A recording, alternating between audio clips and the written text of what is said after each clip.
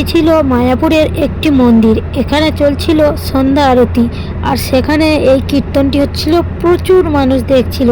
আমরাও সেখানে ছিলাম, তাই সেটা তোমাদের সামনে তুলে ধরলাম। কত সুন্দর গানটা, আমার তো ভীষণ ভালো লেগেছে, শুনতে থাকো।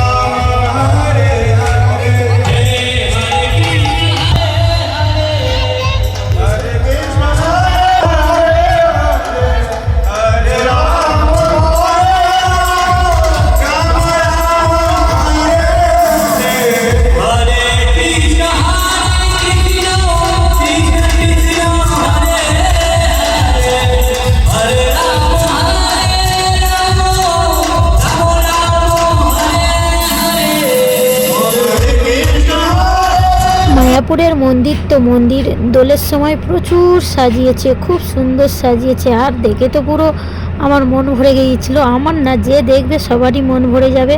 জায়গাটা যেমন সুন্দর, আর ওখানে নাম কীর্তনও হচ্ছে তেমন সুন্দর। প্রচুর মানুষ দেখছিল, তাই আমিও দেখছিলাম। আর আমি ভাবলাম আমি দেখবো, আমার বন্ধুদেরও একটু শেয়ার করি, তাই আমি তোমাদের জন্য নিয়ে চলে এলাম। আর এখানে দেখো, এইটা কিন্তু একটা মন্দির, এত সুন্দর মানে গুছানো সাজানো, আমার তো ভীষণ ভালো লেগেছিল, তাই তোমাদের সাথে শেয়ার করলাম। কেমন হয়েছে কিন্তু অবশ্যই জানিও।